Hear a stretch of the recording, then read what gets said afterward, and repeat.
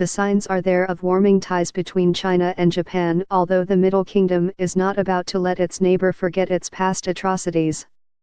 On December 13, China held a short but solemn state memorial ceremony to mark the 80th anniversary of the Nanjing massacre, in which about 300,000 Chinese were killed. During the invasion of China, Japanese troops captured Nanjing on December 13, 1937 and launched a killing spree of more than 40 days.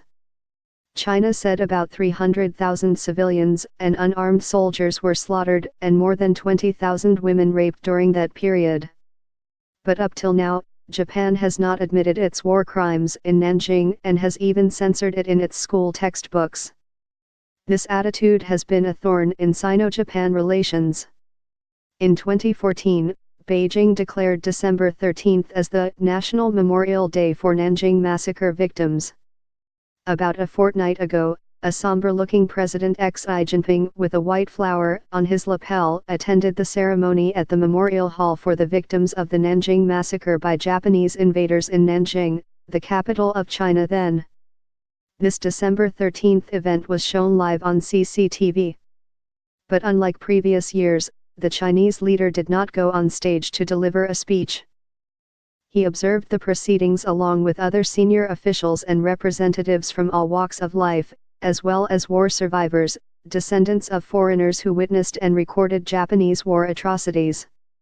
The low-key approach by Xi, who left the delivery of speech to a senior officer, has been interpreted by some media as a gesture to show China's sincerity and intention to improve ties with Japan.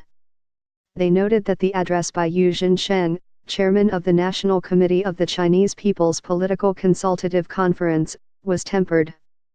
The speech was a departure from the past.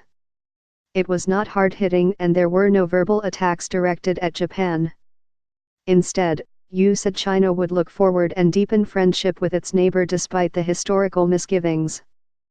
The Chinese and Japanese people, he said, should cherish the hard-won peace, while hinting Japan should face up to history honestly. War is a mirror, which makes people better understand peace, Yu said. To avoid any repeat of this historical tragedy, we must make unremitting efforts for the lasting and eternal peace of mankind. Japan's Jiji Press said it was rare for Xi to attend a national event without speaking publicly and that the move could be a signal to Japan of its wish to improve ties.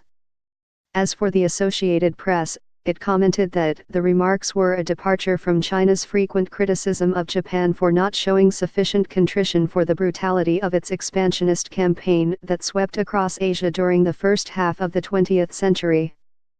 Sino-Japanese relations have been strained since 2012, after Japan's nationalization of the disputed Senkaku Islands, or Diaoyu Islands, in the East China Sea. But warming of relations began 3 months ago when Japanese Prime Minister Shinzo Abe made a surprise appearance at a party hosted by the Chinese Embassy in Tokyo to mark China's October 1 National Day.